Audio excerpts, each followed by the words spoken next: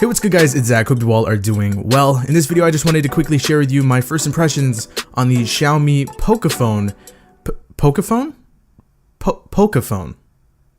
Yeah, that was bad. The Pocophone F1. It's a new budget smartphone that's looking to take the crown in this category, so let's go ahead and take a look.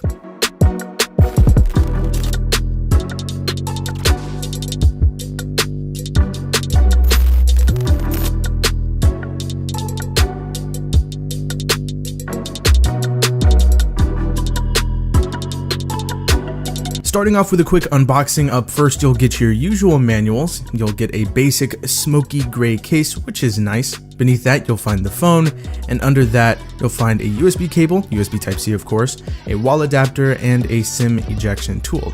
And that's it. So before I get to the first impressions, let me just go ahead and, yeah.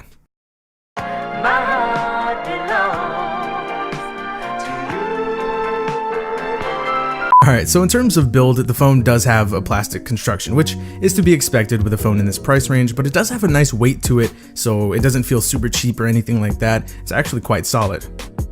I will say that the vibration motor is pretty bad. I understand it's a budget phone, but for me, I get kind of picky about this kind of thing, and there are phones out there with a better motor that are priced around the same as this phone, so it is possible. It's not a big deal, and it's not a deal breaker though.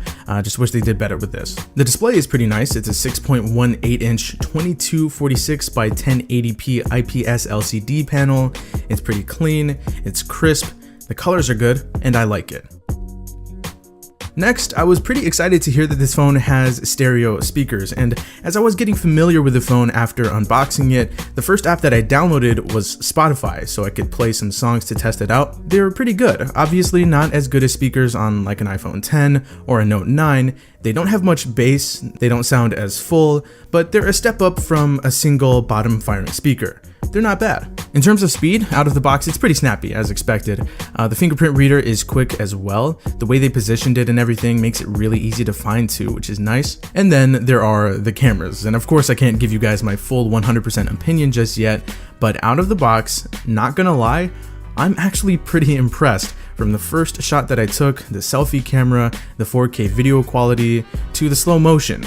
Of course, I'll do more testing for the full review, but so far, so good. So if you're not exactly sure why this phone is getting a good amount of hype, well, let's go ahead and run through the spec sheet just to close out the video so we can see what's on paper, and then you guys will get a better idea of why there's a good amount of hype surrounding this phone. So of course we have that display, we mentioned that earlier. We also have a 4000 milliamp hour battery, Snapdragon 845 processor along with the Adreno 630 GPU, 6 gigabytes of RAM with either 64 or 128 gigabytes of storage, or you can go for the 8 gigabyte model with 256 gigabytes of storage. On top of that, there's a micro SD card slot, which takes up to 256 gigabytes there. It's got a 12 megapixel f1.9 primary lens, a 5 megapixel f2.0 secondary lens, a 20 megapixel f2.0 front facing camera, and the main camera is capable of shooting 4K at 30 frames per second and slow motion 240 frames per second at 1080p. There are also stereo speakers, and there's a headphone jack for under $400. So I picked mine up for $350. So yes, this phone is looking like it could be something pretty special, but that about does it for my first impressions of the Xiaomi Pocophone F1. I'm going to daily drive it, as they say, and I'll get back to you guys with a full review. I hope you guys enjoyed this video. If you did, feel free to hit that like button, subscribe to the channel if you are new. I will talk to you guys later, and thank you so much for watching.